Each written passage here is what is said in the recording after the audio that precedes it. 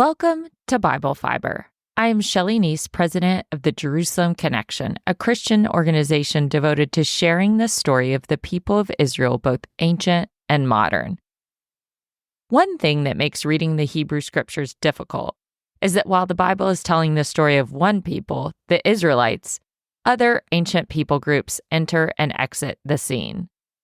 The Israelites did not live in a bubble, and they still do not. They were constantly interacting with their neighbors and subjugated by the rotating door of ancient empires.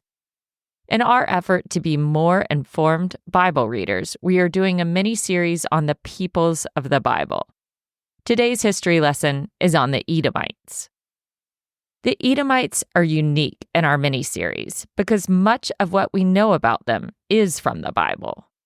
Although archaeologists have excavated ancient Edom well, they have found few inscriptions or epigraphic evidence shedding light on the religion, language, or government of the Edomites. Yet the Bible pays more attention to the Edomites than almost any other ancient people group. The Bible presents their origin story in Genesis, it depicts their enmity with the Israelites in Numbers, and it frequently predicts their downfall through the prophets. And the Bible includes prayers for vengeance against Edom in the Psalms.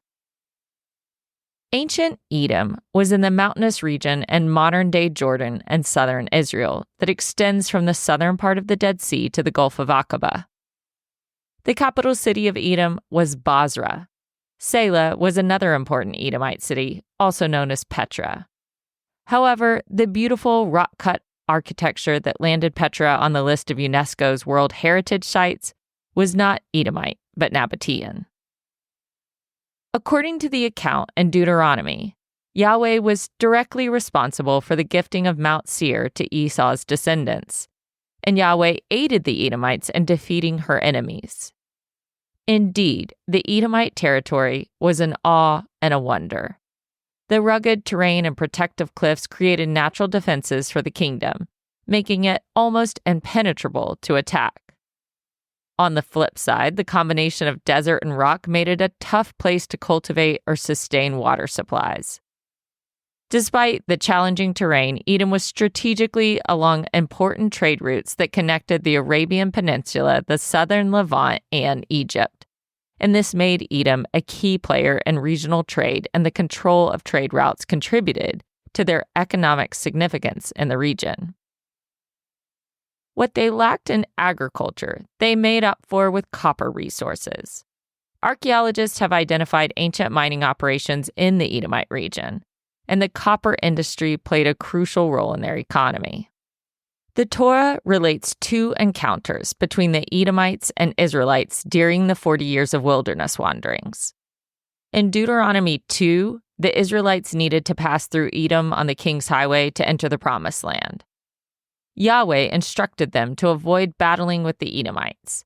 If they required any food or water during their passage, they were to purchase what they needed and to take nothing. And they passed through without incident. In Numbers 20, 14 through 20, the story of the encounter happened differently. In that account, the Edomites did not respond in kind. They refused passage to Moses and his band of freed slaves. An armored Edomite force positioned themselves to make certain that the Israelites did not encroach on their land. The Israelites, following Yahweh's earlier command to avoid battle with the Edomites, rerouted their march, but they never forgot Edom's rejection. Scholars debate whether the Israelites tried passing through Edomite territory on two separate occasions, or if there was one attempt and it was told twice in the Torah, different each time. Archaeological records confirm that during the Late Bronze Age, Edomites were a mostly nomadic people. Around the Iron Age, they settled in large numbers. Strategically positioned, the kingdom benefited from the international trade routes that passed through their territory, and they also controlled the Red Sea port. By the 9th century BCE, or even earlier, the kingdom's copper production industry thrived and prompted more permanent settlements and led to their prosperity. The Israelites' sensitivity towards Edom was not very long-lasting. Kings, Chronicles, and Samuel describe their ongoing rivalry in brief accounts. By the time of King Saul, the Edomite kingdom and united monarchy of Judah and Israel were most often at odds, although there were brief times of peace. Saul defeated the Edomites to secure his border east of the Jordan, but we are not told the extent of the fighting. King David defeated Edom in the Valley of Salt, killing 18,000 Edomites in battle, and making the survivors David's servants. David's commander Joab remained in Edom for 6 months trying to kill every surviving male in Edom. Hadad, a prince from Edom's royal household, fled to Egypt and gained the favor of the Pharaoh. During this period, Edom was an Israelite vassal. After the death of David and Joab, Hadad returned to Edom to lead a rebellion against Judah, but it was to no avail, and Edom remained under Judah's thumb. At one point, Edom allied with Ammon and Moab and tried to overwhelm Judah's forces. But Yahweh intervened on behalf of the righteous King Jehoshaphat so that the allies destroyed each other and never attacked Judah. Edom rebelled successfully against Jehoram around 850 BCE. They could then appoint their own king and restore their independence on the highland plateau. During the reign of Judah's ungodly king Amaziah, Judah and Edom met again for a battle in the Valley of Salt. This time, Judah's army killed 10,000 Edomites in battle, and they pushed another 10,000 Edomites off a cliff. In a disturbing scene that displayed how far Judah's monarchy had strayed from Yahwehism, King Amaziah looted the gods of Edom and bowed down to them and sacrificed to them. When the Assyrian Empire destroyed the kingdom of Israel and quickly dominated all the Levant, Edom submitted to Assyria's authority. Assyrian records list Edom as one vassal in Transjordan that paid tribute. The archaeological record shows that the Assyrian takeover allowed Edom to gain in strength, while Judah got weaker. Military fortresses in the eastern Negev that had once belonged to Judah show signs around 670 BCE of Edomite occupation. With the ascendancy of the Babylonians, Judah's resistance to Nebuchadnezzar's strong arming ensured her destruction. But Edom was not one of the neighboring kingdoms to join Zedekiah's resistance against Babylon, and they stood as a kingdom for longer.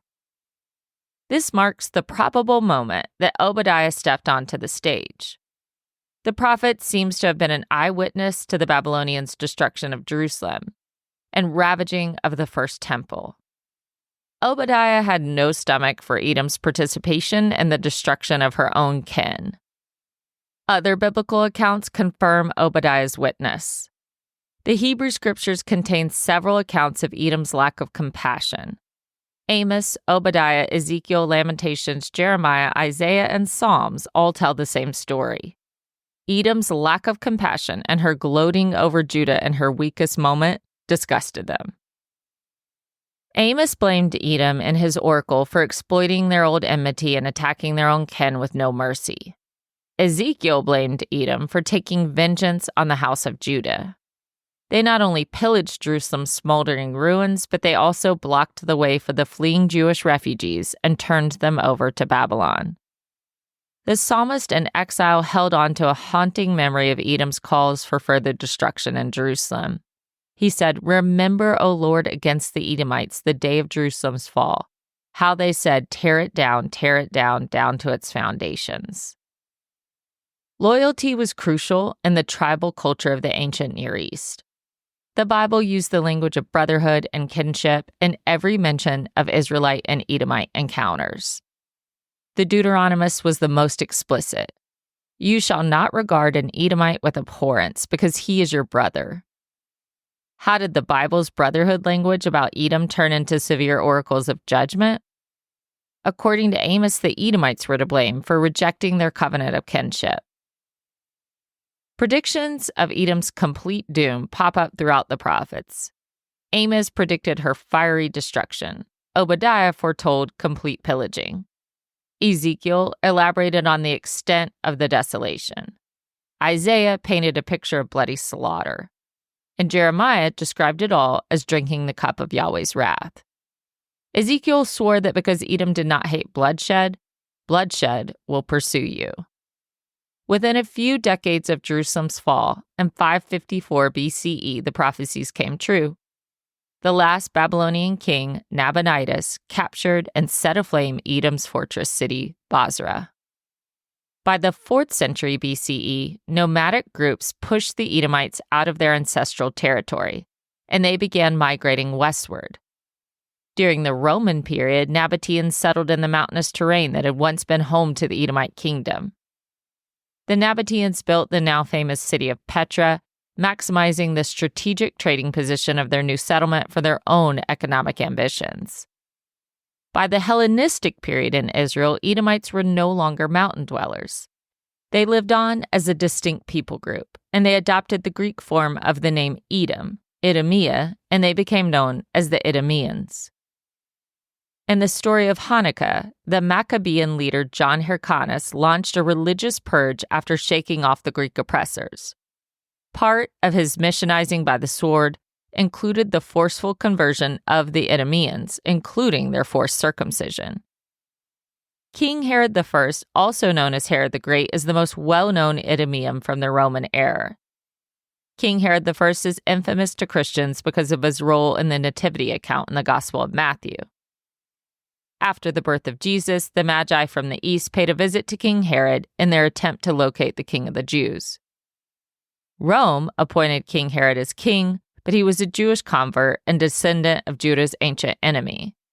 The insecurity of his background had something probably to do with his violent overreaction to the news of Christ's birth. We don't know exactly what happened to the Edomites after the Romans destroyed Jerusalem. The historical details about the fate of the Edomites are speculative, and the archaeological record, while it provides valuable insights, does not offer a complete picture. What we do know is that there is no longer an ethnic or cultural group that identifies as Edomites in our modern era. You might have noticed that is a common theme as we have explored peoples and empires of the biblical period. So as we close out this mini-series on peoples of the Bible, I'll end with an observation by Mark Twain, which I believe ties a bow around our complete study. In 1898, Twain wrote in Harper's Magazine his explanation for why the Jews always seemed to be targeted for ill, no matter where they lived, and yet they survived and thrived. Twain wrote about the Jewish people. He has made a marvelous fight in this world in all the ages and has done it with his hands tied behind him. He could be vain of himself and be excused for it. The Egyptian, the Babylonian, and the Persian rose, filled the planet with sound and splendor, then faded to dream stuff and passed away. The Greek and the Roman followed and made a vast noise, and they are gone. Other peoples have sprung up and held their torch high for a time, but it burned out, and they sit in twilight now or have vanished.